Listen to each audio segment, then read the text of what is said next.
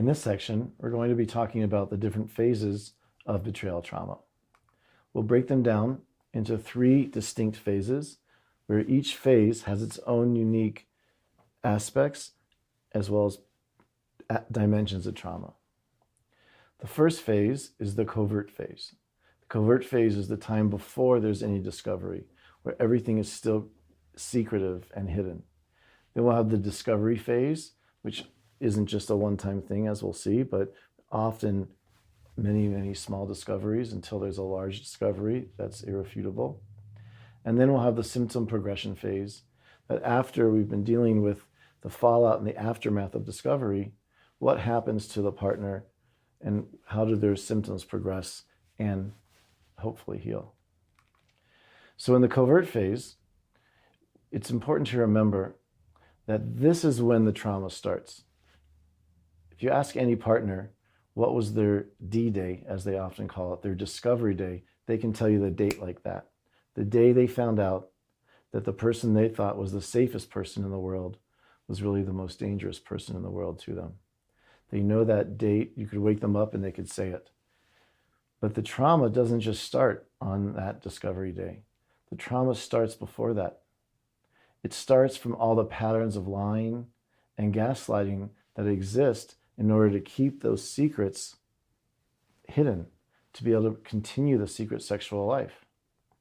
And even if their partner doesn't know that they're being lied to or there's gaslighting going on, they're still being harmed by it.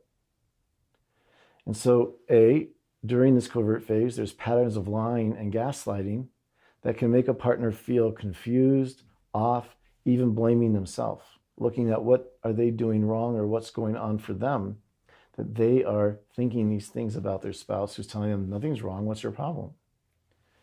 There's also often gestures of guilt or gestures done to manipulate a partner.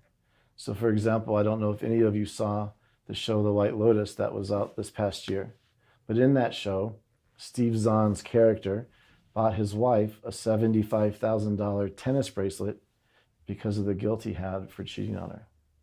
But there's also a different kind of gestures of guilt that happen during this phase. And those gestures are showing up and being more attentive, being more loving, being more present in some ways because you have guilt about the other things that you're doing. And so those gestures of guilt send mixed signals or actually opposing signals to the partner about what's happening, which cause them to feel more safe and get pulled into this web of lies. There's also gestures done to manipulate a partner during this phase.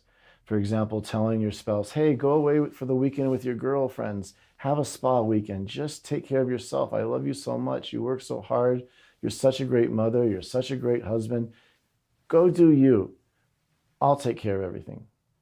But really, it's in order to have time for yourself to be able to act out sexually in a secret way. So these gestures are done that look like acts of love, but really they're lies done to manipulate the partner's reality.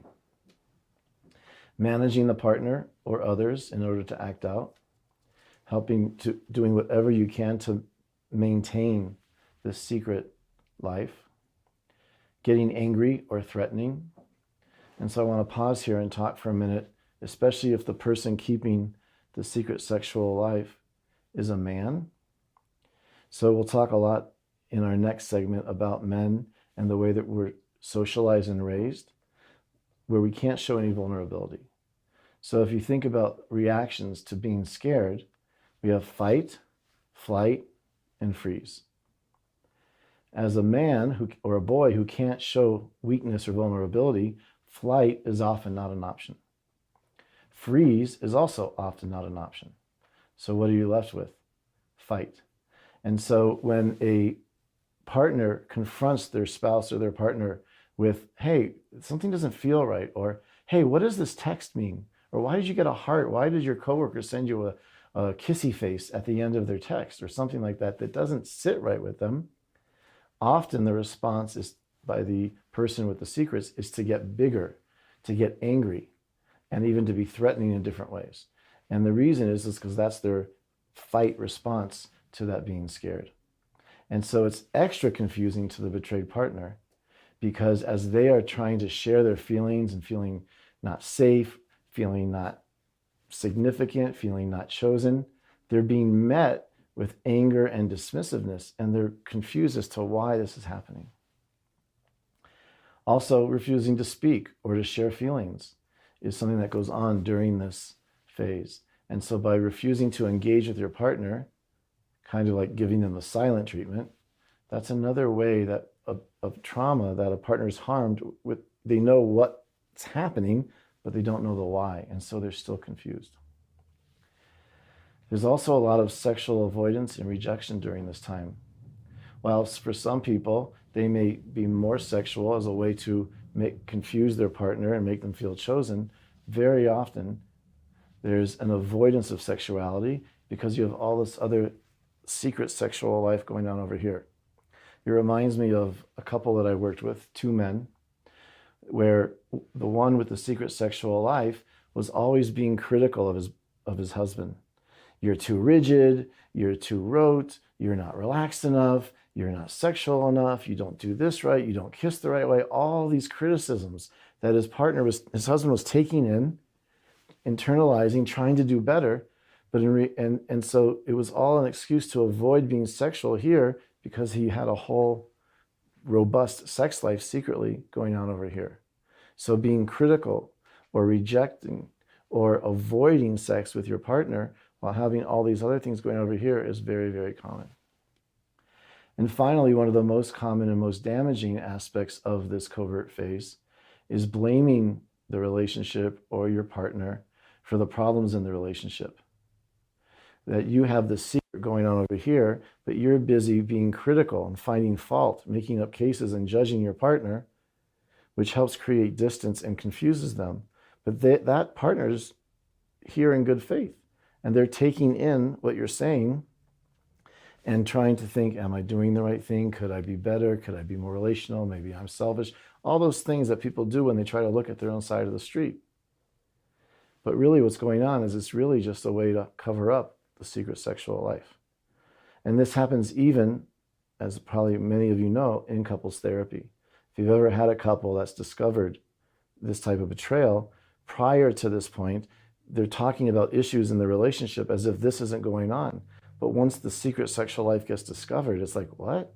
You are being worried about the way he or she talked to you, their tone of voice, their thoughtfulness, but you've been lying and manipulating this whole time. And sometimes the blaming of the partner or the issues in the relationship doesn't happen overtly. It happens in thoughts and feelings, meaning the person with the secret sexual life has all these cases built up. Like, I can't believe she wasn't nice to me when I came home from work today. Or he never brings me coffee anymore. I'm not so important to him. Therefore, that justifies going and doing whatever I'm going to do.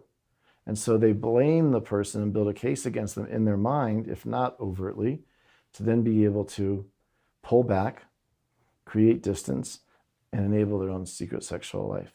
So that's happening whether the partner's aware of being blamed or not. That's happening during this time to cover and hide all of this stuff. And so all of these ways are ways that are damaging, are traumatic to a betrayed partner during this covert phase. Before we go on to the next phase, I want to say and repeat one more time that the trauma for the betrayed partner does not start with when they become consciously aware of the betrayal. That's when they become aware of the trauma.